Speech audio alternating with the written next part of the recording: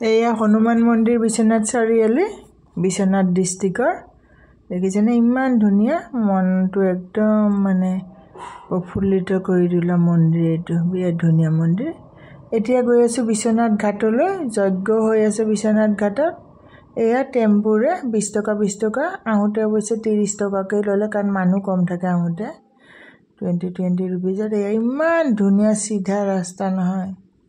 বিৰাট সাফ সুথৰা বিশ্বনাথ চাৰিআলিখন ৰাস্তাবোৰ যে ইমান ধুনীয়াকে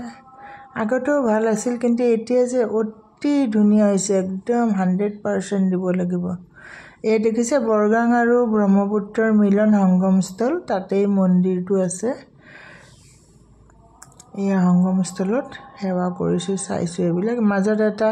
হেৰি আছে গুপ্ত কাশী বুলি কোৱা হয় মাজত এটা শিৱ মন্দিৰ আছে বাৰিষাটো ডুব যায় কিন্তু খৰালি দিনত মানুহে পূজা দিয়ে এই দূৰলৈ আছিল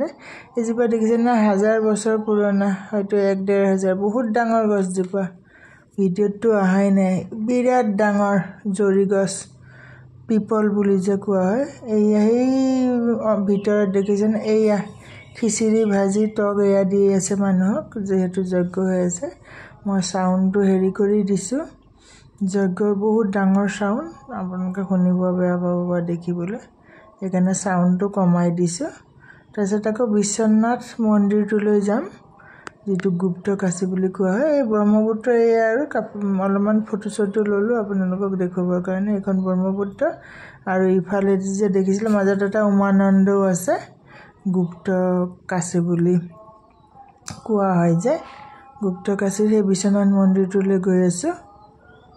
শিৱৰ মন্দিৰ এটা আছে নদীৰ মাজত আপোনালোকে গুগলতো দেখা পাব এইয়া মন্দিৰটো বিশ্বনাথ মন্দিৰ বৰ ধুনীয়াকৈ ৰাখিছে কিন্তু মই ভিতৰত নোমালো বাহিৰৰ পৰাই কাৰণ মানে খানা চানা খাই গৈছিলো তো ভিতৰত হেৰি নকৰিলো আৰু জুতা সুতা নখলিলো বাহিৰৰ পৰাই ফটো কৰিছো যেটো মই ফুৰাৰ কাৰণে গৈছো বা যজ্ঞখন চোৱাৰ কাৰণে কোনো ধৰণৰ পূজা পাঠ স্পেশাল দিয়াৰ কাৰণে যোৱা নাছিল এয়া সাইডৰ পাৰ্কৰ নিচিনা বনাই দিছে হিফালৰ পৰা হে একেটাই মই যে ফটো লৈছো ভিতৰত উমানন্দটো আছে এয়া পাৰ্কৰ নিচিনা ফুটপাথৰ নিচিনা